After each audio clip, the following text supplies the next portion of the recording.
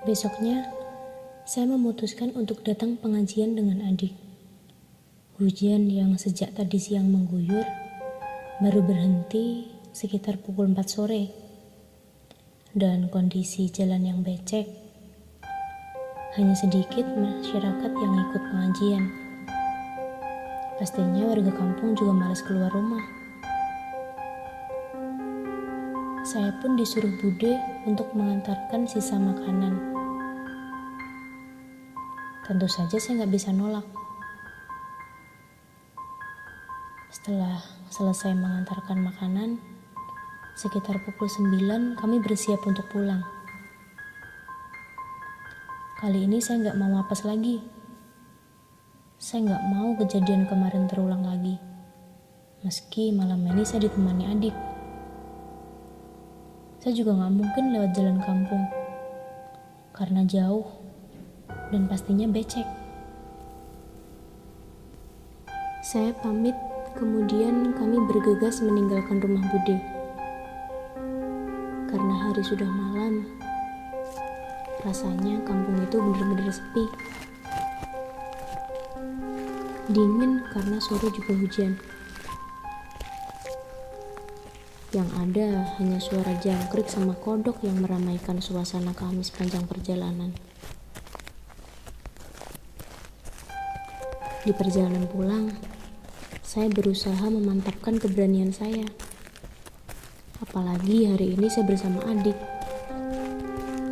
Tentunya, saya harus menjadi contoh kakak yang baik untuk adik saya. Ketika dalam perjalanan pulang, ada suara di balik pohon pisang samping saya. Dengan jantung deg-degan, saya pun menengok ke samping kanan, sedangkan adik saya ke samping kiri. Ada suara tikus atau bajing kayaknya, Dik, sahut saya. Adik saya langsung mengambil batu dan melemparkannya ke arah pohon pisang tersebut. Dengan pandangan yang tajam, posisi saya berada di belakang. Adik saya bukan orang yang penakut. Dia juga pernah melihat penampakan 2 orang yang meninggal karena kecelakaan kereta. "Gak ada apa-apa, Kak," kata adik sambil melempar batu. Kami melanjutkan perjalanan. Dan beberapa menit kemudian, terdengar suara. Suara itu sangat jelas di telinga saya. Seperti seorang wanita yang menangis di sekitar kami berjalan. Suara itu lebih mirip seorang wanita yang menangis dan merintih kesakitan. Beda dengan suara kuntilanak atau genderbolong ketika di film. "Wah, kayaknya kena orang, Mas. Coba kita lihat," kata adik saya. Dalam hati, mati nih kalau wanita itu menampakkan wujudnya lagi. Kemudian, adik saya menyalakan lampu flash dari HP-nya untuk melihat siapa sebenarnya wanita yang menangis itu. Dan disenterlah di mana tempat suara itu berasal. Kemarin, kayaknya nggak di situ udah saya lihat, tapi di samping kanan, bisik dalam hati saya. Setelah kita lihat asal suara tersebut, emang nggak ada orang sama sekali. Tapi adik saya tetap aja penasaran dari mana suara itu berasal. Kebetulan, samping kanan dan kiri rel yang saya berjalan jauh dari rumah warga. Kalaupun dekat, gak mungkin banget suara itu berada di samping saya dan adik saya. "Udahlah, lagian gak ada orang. Ayo pulang," ajak saya kepada adik. "Bentar mas, bentar. Ada suara lagi," kata adik saya, tapi saya gak mendengar suara apapun. Sekarang kayaknya di samping kananku deh, Mas. Dalam hati saya, berarti hantu wanita itu menunjukkan penampakannya lagi. Tapi sekali lagi, penampakan wanita ini sengaja mengajak peta umpet kita. Karena kita cari-cari gak ada wujudnya sama sekali. Untuk kedua kalinya, adik saya mengambil batu untuk dilemparkan ke tempat suara itu berasal. Kali ini adik saya membawa 3 batu, sedangkan saya gantian membawa senter.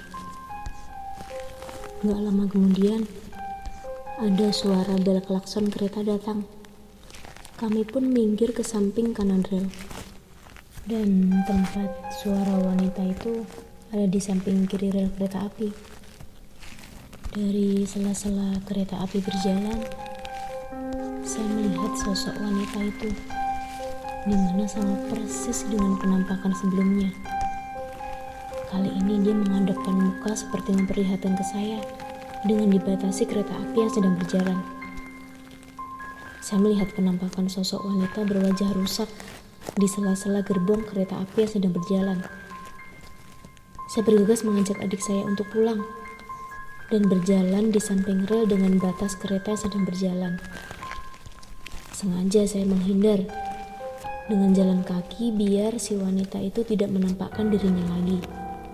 Setidaknya dengan berjalan saya menghindari wanita itu walaupun hanya 5 meter ke depan. Selang kereta lewat, saya pun memutuskan untuk melangkahkan kaki lebih cepat tanpa menengok ke belakang. Karena saya pikir gak mungkin ada kereta lewat lagi, karena baru saja lewat. Tapi gak dengan adik saya. Batu yang ia pegang dilemparkan ke belakang pas di mana suara tersebut berasal. Persis di tempat yang saya pernah lihat penampakan sosok wanita berwajah rusak itu. "Udah ayo pulang aja," ucap saya kepada adik. Bentar mas, sebentar. Kayaknya ada yang ngerjain kita deh." Batu pun itu dilempar ke belakang. Suasana yang sepi dan dingin karena seharian hujan menambah nuansa seram di sekitar. Lampu flash HP kembali dibawa adik saya. Dan dengan rasa penasaran, adik saya kembali melihat ke tempat itu. Cuma penampakan wanita itu udah hilang. Saya dan adik berdiri bersampingan, tepat di atas pondasi samping rel kereta, dengan mata menuju ke sekitar lampu penerangan dari flash HP yang kita nyalakan. Dan apa yang selanjutnya terjadi adalah bau busuk yang mulai menyengat ada di mana-mana. Ini bukan bau biasa. Di sekitar rel memang sering banget warga buang air besar di sana. Bau sampah, bau bangkai ayam. Tapi bau ini jauh menyengat lagi. Setelah beberapa menit kemudian, saya melihat ke bawah. Mungkin aja bau itu ada di bawah saya. Seketika saya berteriak, "Itu di bawahmu!" Adik saya secara refleks mengarahkan lampu flashnya ke kakinya. Penampakan makhluk itu pun muncul tepat di bawah adik saya berdiri. Pondasi itu tingginya sekitar 2 meter. Saya spontan kaget dan langsung memegang tangan adik saya dan berlari kencang. Wajah wanita itu semakin jelas, ditambah dengan sinar lampu flash dari HP kami. Benar-benar saya melihat wajah yang rusak, berlumuran darah, bajunya robek, dan menghadap kita berdua. Tangan makhluk itu seperti mau naik ke pondasi bantaran rel. Dia seperti ingin menarik kaki kita berdua.